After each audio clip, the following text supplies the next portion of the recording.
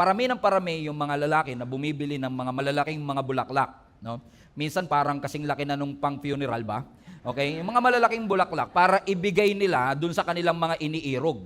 Maganda naman talaga ang intention nila kasi kumbaga parang Valentine's Day ito no? Parang ito yung panahon ng pag-ibig at gusto mong i-express ang iyong pagmamahal sa iyong iniirog na willing kang pumila, magbayad ng mahal, bumili ng magarbong bulaklak para ibigay sa iyong nililigawan o iniibig. Kasi yung malalaking bulaklak na yan, parang spectacular yung gesture. Mararamdaman nung babae, or for that matter, nung lalaki, minsan babae na kasi nagbibigay, nung lalaking iyong minamahal, na espesyal siya sa February 14. Maganda yung spectacular gesture na yon, pero paano naman yung another 364 days na hindi Valentine's? Kasi ang alam ko, ang pagmamahal ay hindi lang po masusukat sa isang spectacular day. Ang tunay na pag-ibig, mai-express natin yan ng totoo, hindi lang kapag February 14, kundi araw-araw, steady ang ating commitment.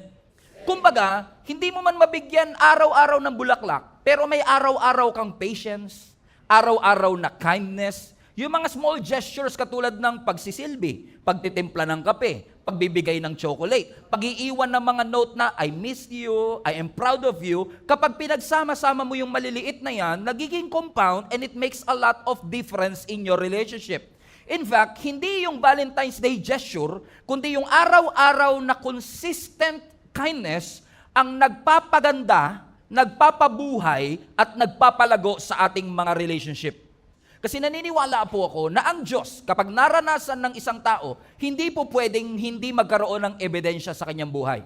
Hindi mo pwedeng i-claim na naranasan mo ang Panginoon pero walang makikitang changes ang ibang tao sa iyong buhay. Ang tawag po natin yan mga manifestations ng pagkilos ng Diyos. Or for this matter, for the sake of our context, yung bang manifestation ng Diyos o yung manifestation ng Holy Spirit, ito po yung paraan ng Diyos para i-express niya ang kanyang presensya at ang kanyang kapangyarihan sa bawat isa sa atin. Bakit ba kailangan may manifestation ng Holy Spirit? Bakit ba may kailangan may ebidensya? Bakit ba kailangan na hilingin lagi na ang Holy Spirit o ang Diyos ay maranasan ko sa aking buhay? Kailangan po yan. Kasi kapag ka nararanasan ng isang Kristiyano ang banal na Espiritu o ang Diyos, ang kanyang pananampalataya lumalakas. At kapag hindi mo nararanasan, your faith will be weak, your faith will be dry, and your faith will be powerless. Ibig sabihin, the moment na nararanasan mo ang Diyos, the moment that you are being filled with the Holy Spirit, you can see visible signs of the Holy Spirit that He is actively working on your life. For example, when you say that you are filled with the Holy Spirit, pwedeng bigyan kanya ng regalo. A gift of wisdom, a gift of knowledge, a gift of prophecy, a gift of miracle. Hindi lahat naniniwala dito, pero a gift of speaking and interpreting tongues. Empowerment, a gift of guidance. Meaning, when you experience the Holy Spirit, laging merong manifestation. Hindi po pwedeng wala. Kasi hindi maniniwala ang ibang tao na nasa iyo ang Holy Spirit kung wala silang makitang ebidensya. Okay. Maniniwala po ba kayo kung ako ang magiging endorser ng glutathione? Grabe naman po kayo makatawa. Parang napaka-judgmental po ng dating ng inyong pagkakatawa na para talagang imposible. Pastor, bakit? Pagkasabi pa lang ng glutathione, naghahanap ka na kagad ng ebidensya. Hindi ka maniniwala kapag hindi mo nakita yung dapat effect na yon. So, ibig sabihin, kung ang glutathione, pampaputi, hinahanap mo yung puti. Oh. Lord, patawarin niyo po sila. Hindi po nila alam ang kanilang mga ginagawa. Alam mo ibig sabihin, naghahanap ka ng ebidensya. Kung may kaibigan ka na nagbebenta ng pampapayat, tinitignan mo siya kung...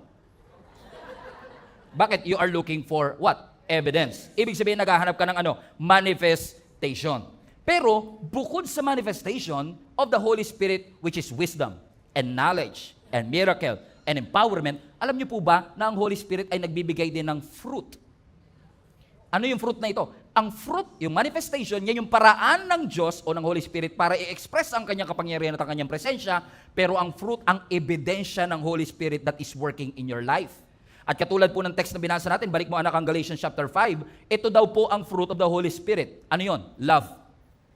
Patience, peace, patience, kindness, goodness, faithfulness, gentleness, and self-control. Sabi mo sa katabi mo, nakailang ka sa siyam.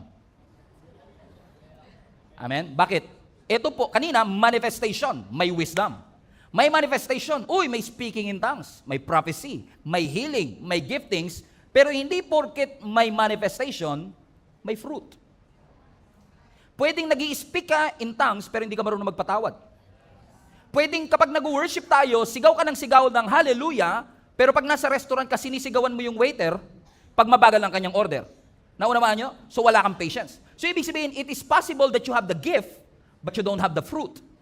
At tatandaan nyo ito, maraming mga tao, mga kadito na share kanina umaga, maraming mga tao are so confident with their giftings, na akala nila dahil ang anointing nagpo-flow sa kanilang giftings, hindi na nila kailangan ng fruit. Hindi kasi porket magaling kang preacher, mabait ka. Hindi porket maganda ang boses mo, maganda ang ugali mo. Come on now. Come on now. Sabi mo sa katabi mo, parang para sa itong series na ito. Amen?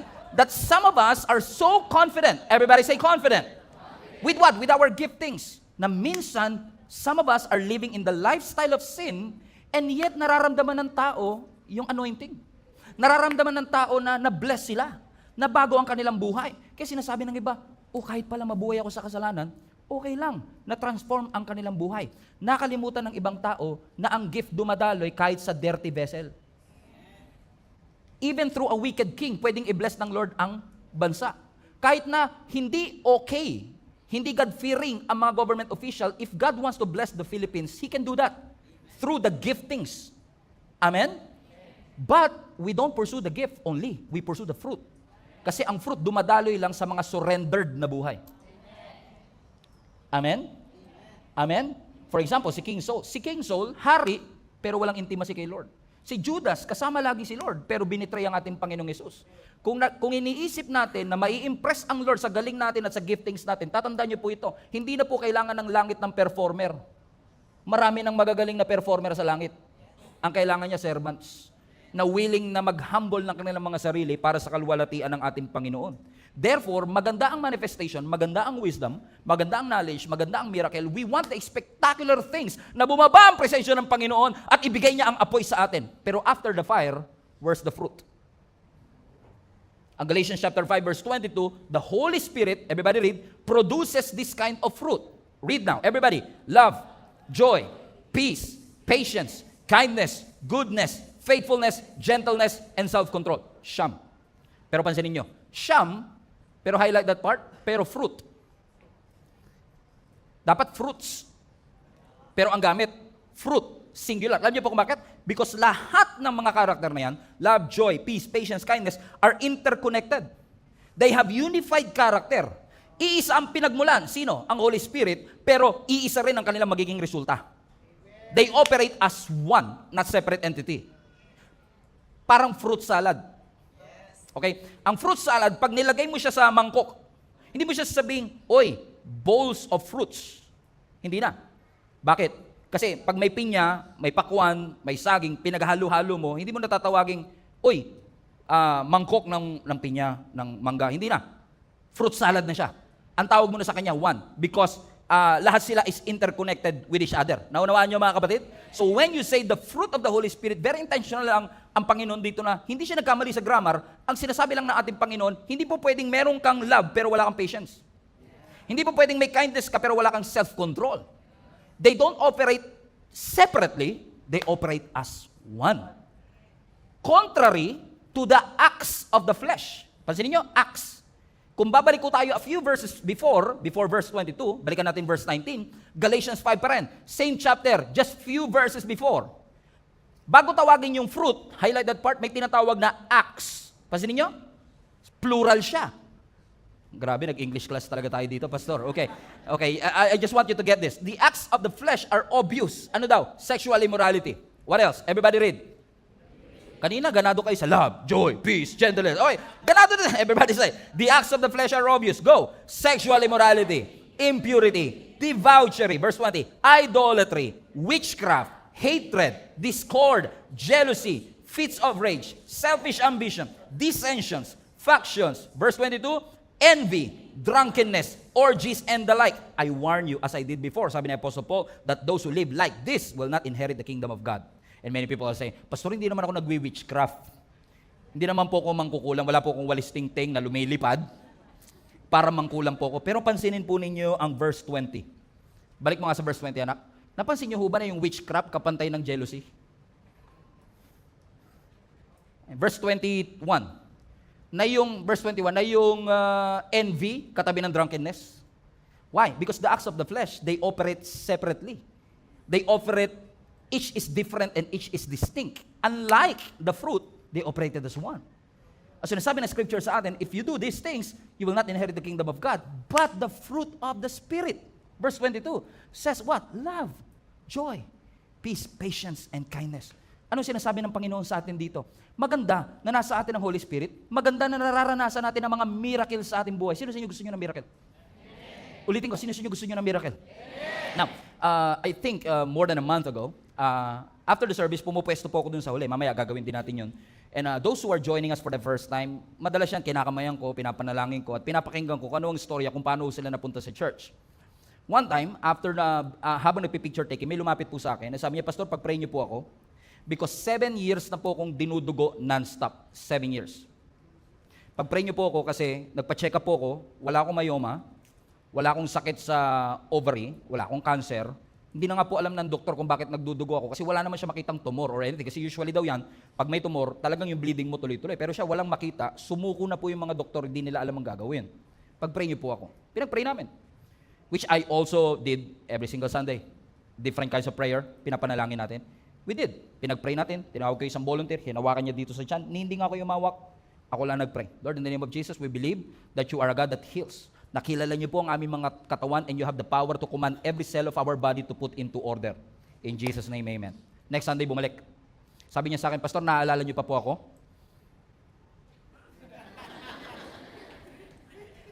Alam mo yung gusto ko magsinungaling, sabi ko, yes, but I cannot. Sabi niya, last Sunday, Pastor, ako po yung nandito. Yung nagsabi po na 7 years po ako may continuous bleeding. Alam niyo po, Pastor, pagkatapos niyo mag-pray, pagbaba ko ng elevator, naramdaman ko huminto yung pagdudugo ko at mula po noon hanggang ngayon, hindi na po ako dinudugo.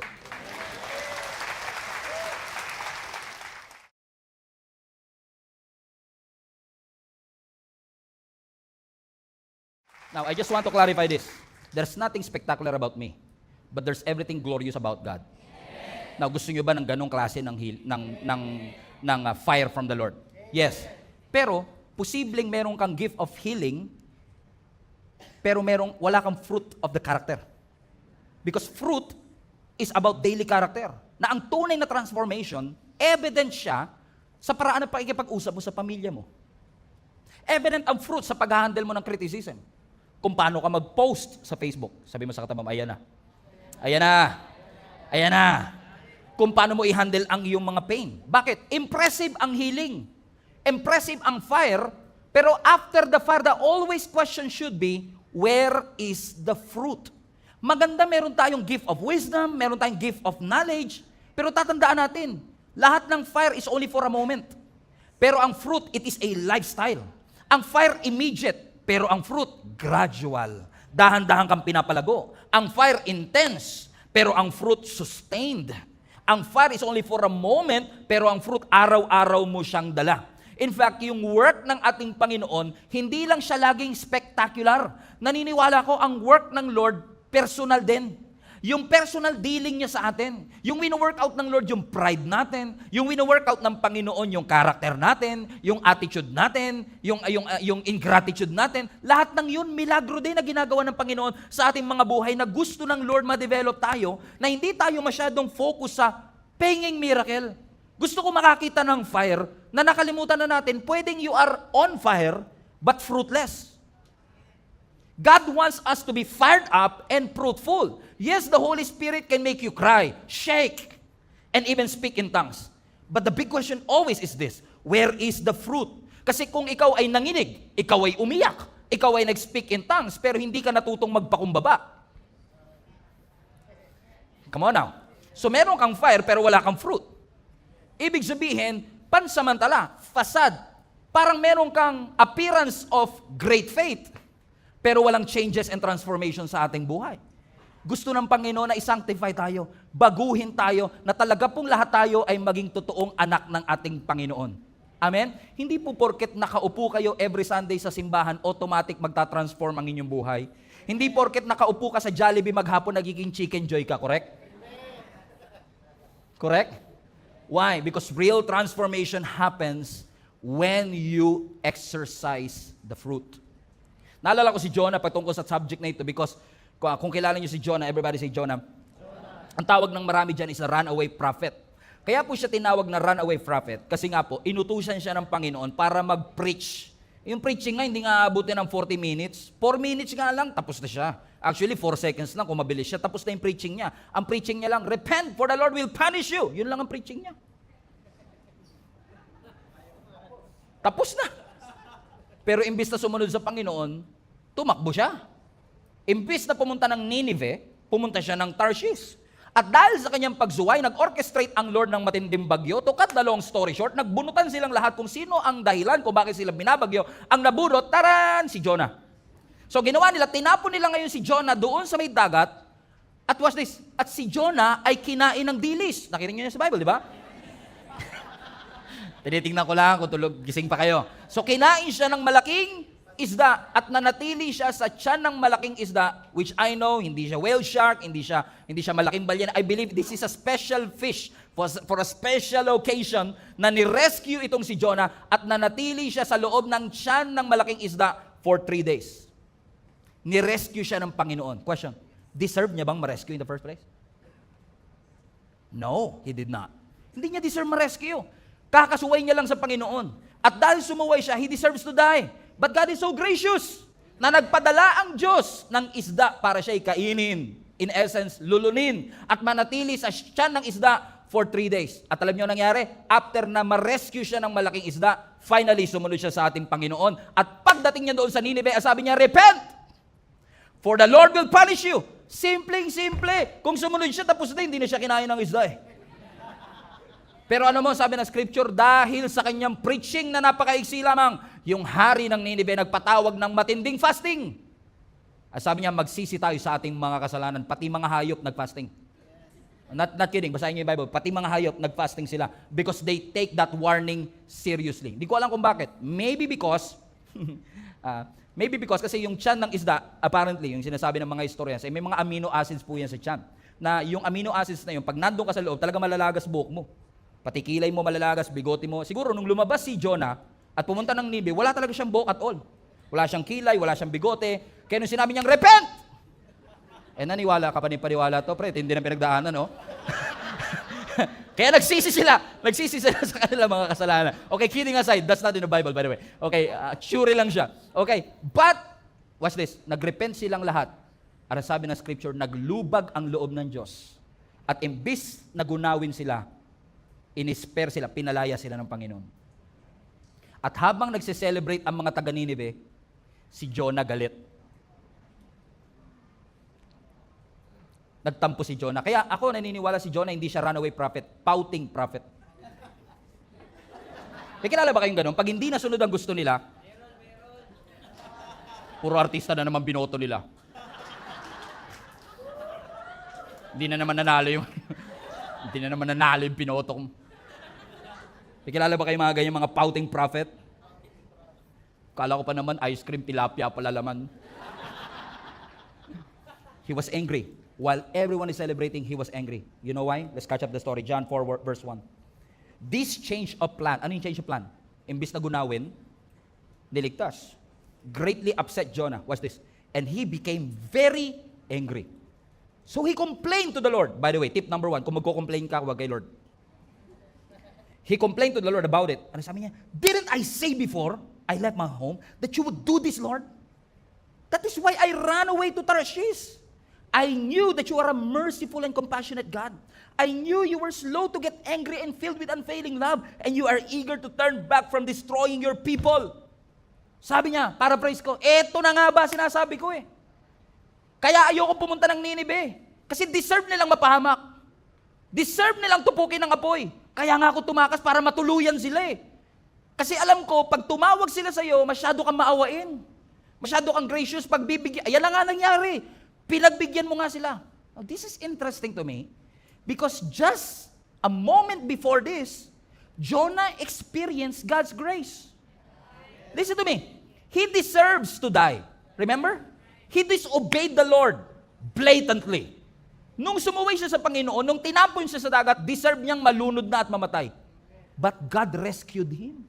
Nirescue siya ng Panginoon. At nung naligtas siya, Ang sabi niya, ito na nga ba sinasabi ko? Ako dapat. Napansin nyo, naka-experience siya ng spectacular miracle. Come on now. Naka-experience siya ng fire in essence. Nakaranas siya ng malaking miracle na siya mismo ay dramatically ni-rescue ng malaking isda. At nung nawala na yung apoy, wala rin pala siyang love. Wala rin pala siyang compassion. Bakit? Ang gusto ni Jonah, judgment. Ang gusto ng Lord, mercy. Na mas tinignan ni Jonah yung kanyang comfort kesa iligtas yung 120,000 citizens of Nineveh. Kaya nag-pout siya. Ito na nga ba sinasabi ko? Di na naman sunod ang aking kagustuhan. Kaya tingin ko si Jonah pouting prophet. Nagtampo-tampo siya. Upo si Jonah. At habang nagtatatampo-tampo siya, sabi ng scripture, Jonah chapter 4, nasa jumpstart natin to by the way, sumikat ang matinding araw. At dahil sumikat ang matinding araw, wala siyang buhok. Direct hit. And God is so merciful. Ang sabi ng Bible, nagpatubo ang Panginoon ng isang halaman na nagsilbing shade ni Jonah. At nung nakita ni Jonah na nagkaroon ng puno, sabi niya, Lord, salamat po. Next day, ang sabi ng scripture, nagdala rin ang Panginoon ng uod at yung kanyang shade, kinain yung plant at biglang nalanta. Galit na naman si Jonah. Pouting na naman siya. Sabi ng Lord sa kanya, ba't ka nagagalit? Sabi niya, pinatubo mo yung halaman, tapos tinanggal mo din. Nire-rephrase ko lang, pero parang ganun. Sabi, bakit ka nagagalit? Yung pagkatubo ng halaman, you did nothing about it. So, ibig mo sabihin, nagagalit ka dahil tumubo yung halaman and you feel sorry for the plant? Nangihinayang ka sa halaman, pero hindi ka nangihinayang sa buhay ng 120,000 na maliligtas sa Nineveh because you're so selfish? Naranasan mo yung fire, pero wala kang fruit? Naranasan mo yung spectacular miracle, but you don't love your neighbor? You're not compassionate to them? Mas gusto mo yung comfort mo kaysa sa kaligtasan ng ibang tao? This is a wake-up call for each and every one of us na nakaranas ng kaligtasan. Na minsan kapag may ibang taong gustong iligtas ang Panginoon, feeling natin hindi nila deserve. Minsan may nagsabi sa akin nung nagsisimula pala ako magpastor, Pastor, bakit natin tinatanggap sa simbahan yung may mga tato? Bakit natin tinatanggap at pinapapasok sa simbahan yung mga nakasando? Dapat turuan natin sila na magbihis ng maayos. Naalala ko nung nag-try ako mag-gym one day. Alam niyo yung pag nag-try ka mag-gym, alam mo yung gym? GYM? Nagbubuhat ka, alam mo, pagka overweight ka, tapos pumunta ka sa gym, try nyo lang. Pagpasok ko sa gym, naalala ko, 90 kilos ako nung time na yun, pagpasok ko sa gym, lahat ng tao, di ba, yung nagbubuhat pa sila, di ba? Pag nagbuhat pa naman yun, talaga focus sa muscle nila. Kasi posture Tandang-tanda ako, hindi ko makakalimutan, pagbuhat ko, nung tumunog yung pinto at pumasok ko, lahat sila nagtinginan sa pinto. Parang basa ko sa lahat ng mata nila. May papasok ko. Wala nang pag-asa to. Alam mo yung ganun, na na-realize ko na mukhang wala akong pag-asa kasi hindi ko alam yung sistema nyo, hindi ko alam kung paano yung tamang posture. Pero maaaring yung nagsasabing wala ng pag-asa to, dati rin siyang nandun sa pwesto na yun. Na nakaranas din siya ng salvation, pero dahil ngayon maganda na katawan mo, judgmental ka na sa hindi pa. Naunawaan nyo mga kapatid? Amen? Alam nyo? Alam mo, ginawa ko nung sinabi nila, bakit tumatanggap ng mga saldo? Sabi ko, sige, kahit naka-chanelas, tanggapin nyo, tas lagay nyo doon your home. Because this is everyone's home. This is not a church for perfect people with perfect lives. Lahat tayo imperfect people that needs the grace of God. And once we experience the spectacular miracle of our God, where is your compassion? Ikaw na nakaranas ng grace, where is your grace? Ikaw na nakaranas ng compassion, where is your compassion? Yes, the Spirit made you cry, shake, nanginig ka talaga. Pero kung hindi ka natutong magpakumbaba, kung hindi ka natututong mag-apologize, the Spirit did not transform you from inside and out. Ang miracle ng Diyos hindi lang spectacular. Nakikita ang tulay na work ng Diyos kung paano natin tratuhin ang ating kapwa. Kung paano natin tratuhin ang mga taong hindi natin kamag-anak. Minsan hinahanap natin yung powerful, hinahanap natin yung big moments, yung emotional moments. Totoo yan. Kailangan natin yan. Pero God's primary work happens in the ordinary, everyday moments of our life. Ang tunay na ebidensya na ang Diyos at ang Holy Spirit gumagawa sa buhay natin, hindi lang sa mga fire moments, kundi lalong higit sa mga fruit moments ng ating buhay. Si Moses, for example, literal niyang na-encounter ang Diyos through the fire, through the limit, through the wall. For a chance to be with you, I'm gladly risk it all. Diba? Through the fire. Ano sabi ng scripture? Nag-appear ang Panginoon through a burning bush. Na-encounter niya yung fire moment. Meron siyang matinding big moment na na-encounter niya at narinig niya ang boses ng Panginoon. Pero nasukat ba ang leadership ni Moses dahil doon sa kanyang fire moment? Hindi. Nasukat ang kanyang leadership nung naging faithful siya for 40 years na sundin ang pinapagawa ng ating Panginoon. Si Elijah, literal din pong nakapagpababa ng apoy. Nung dinefeat niya yung 450 prophets ni Baal. Habang nung time na yun dumarami ang mga false prophet, hinamon siya. At itong si Elijah, hinamon din niya itong 450 prophets para patunayan kung sino ang Diyos. Ano sabi ng Bible? Nagpatawag si Elijah ng apoy. Bumagsak ang apoy. Literal na fire moments. Pero after that fire moment, where is Elijah? He was running for his life. He was fearful. He was doubting and he was depressed. Yes, may fire moment, but again, where is the fruit? For example, si Peter. He encountered a fire moment nung nakalakad siya sa ibabaw ng tubig. It was a spectacular miracle. Amen? Bro mo naman, nakalakad ka sa ibabaw ng tubig. Fisherman ka pa, ha? Amen? And you were able to walk on water. You've never seen that before in your life.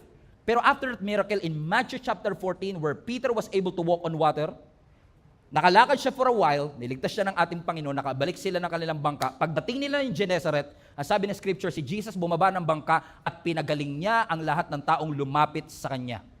After that moment, watch this, after that moment of spectacular things of walking on water and healing everyone who is sick, may mga hindi natuwa. Guess who? Hulaan niyo kung sino? Yung mga lagi malungkot. Sadducees. Lagi kasi malungkot ang mga Sadducees eh. They are always sad, you see? Okay? Eto na. Na-encounter nila ang ating Panginoon. Nagalit sila kay Jesus Christ kasi yung mga disciples bago kumain, hindi naghugas ng kamay. Tignan nyo ang pinag-uugatan ng galit ha. Hindi naghugas ng kamay bago kumain. Apparently, ritual nila, naghugas ka ng kamay bago kumain. And follow the story. Verse 2. Sabi ng mga Pharisees, pouting Pharisees, why do your disciples disobey our old tradition? Mga holier than thou attitude. For they ignore, may mga eyeliner. For they ignore our tradition of ceremonial hand washing before they eat. Talaga? Pag-uugas lang ng kamay, problema nyo pa? Eh, sumagot si Jesus Christ. Verse 3. And why do you, by your tradition, violate the direct commandments of God? Huh? Verse 4. For instance, God says, honor your father and your mother. And anyone who speaks disrespectfully of mother or father must be put to death. But you say, it's all right for people to say to their parents, sorry, I cannot help you. For I have vowed to give to God what I would have given to you. So sinasabi ng mga Pharisees, ba't mo inaya yung mga disciples mo hindi naghuhugas ng kamay bago kumain? Sabi ni Lord, talaga? Paraphrase. Samantalang kayo, yung mga commandments mismo, willing kayong suwayin. For instance, sabi ng Panginoon, di ba nakalagay sa 10 Commandments, you should honor your father and your mother. Pero yun ang direct command, pero pinapayagan nyo na sabihin ng mga anak, hindi kita matutulungan. So that is a direct disobedience to the commandment. So pinaprioritize mo yung mas pinaprioritize mo at pinapansin mo na hindi naghugas ng kamay ang mga disciples ko. Samantalang kayo, pinapayagan nyo yung iba na hindi marunong rumespeto sa kanilang mga magulang. Verse 6, in this way, you say they don't need to honor their parents? Okay lang na hindi nila galangin ang kanilang mga magulang, kaya kinakancel nyo ang word of God for the sake of your tradition? Mas priority nyo pa yung paghuhugas ng kamay kaysa paggalang sa mga magulang. Verse 7, mga hipokrito kayo. You hypocrites! Isaiah was right when he prophesied about you. Verse 8, these people, they honor me with their lips, but their hearts are far away from me. What God is saying is this, you just experience a miracle. What's this? Nakita nila mismo kung paano pinagaling ni Jesus ang mga disciples. They experience it, yung mga taong lumapit sa Kanya, they experience it themselves. After the miracle, after the fire, and then here comes the Pharisees. These Pharisees, their faith is spectacular on the outside. Mahigpit sila sa kanilang ritual. Mahigpit sa kanilang tradisyon. Impressive ang kanilang mga appearance, pero kulang sila sa fruit. Sinasaway nila yung mga hindi marunong magugas ng kamay, pero pinapabayaan nila, tinotolerate nila yung hindi marunong gumalang sa kanilang mga magulang. Sabi ng Panginoon, in essence, you have the fire, but you don't have the fruit. At kapag ka puro fire ka lang at wala kang fruit, nakaka-burnout yan. Pero kung puro fruit ka lang na walang fire, hallelujah, routine na yan. So maganda na may fire, maganda nakakalakas sa ibabaw ng tubig, maganda na witness niyo nagpapagaling ang ating Panginoon, but where is the fruit? Si Jesus ba kayang gawin pareho, Pastor? Yes. Kasi ang ating Panginoong Hesus, kaya niya mag-perform ng milagro, and at the same time, kaya niyang hugasan ang paa ng mga disciples. He had the fire, and He had the fruit. Ang gusto ng Lord, balance. That we are fired up and fruitful at the same time. Na hindi lang tayo puro hallelujah, sigaw-sigaw ng hallelujah, pero mga magulang natin, sinisigawan natin, wala tayong respeto sa kanila. Na tinataas natin ang ating mga kamay, pero pride natin, hindi natin mababa. God wants us to be fired up and fruitful at the same time. Ang tunay na mature believers, hindi lang passionate, pure ang puso. Posible kasing passionate ka sa ginagawa mo para sa Panginoon, pero hindi yung pure yung puso mo habang ginagawa mo ito. So posible kasi na, halimbawa, may sakuna, tutulong ka sa mga mahihirap, magdodonate ka ng 20,000 para sa lahat ng nasunugan o kaya nabagyo. Maganda yun. That you have generosity in times of crisis. Nagdodonate ka, tumutulong ka sa mahihirap, pero yung being consistently generous, kahit walang spotlight o camera, yun ang tunay na basehan ng tunay na Christianity natin. Amen? Kasi lang tayo, pansinin nyo, ang mga Kristiyano, pag tinanong mo, lalo yung mga hindi po talaga Christians na nandito kayo for the very first time, saan kami kilala? Yung mga Christian, yung mga born again, yung mga nanginginig-nginig, di ba? Sila yun eh. Di ba? Yung mga Christian, sila yung pataas-taas ng kamay, yung maraming wisdom sa Word of God. Yung mga nagpa-prophesy sila ng future. Pansinin mo, yung mga hindi Christians to, meron siguro ditong hindi Christians, na alam nyo, sinasabi ko, pag sinabing Christians, we are known by our manifestations. But we are not known by our fruit. Kilala tayo yung mga natutumba pag nilay hands. Sila yung di ba, mga maiingay mag-pray.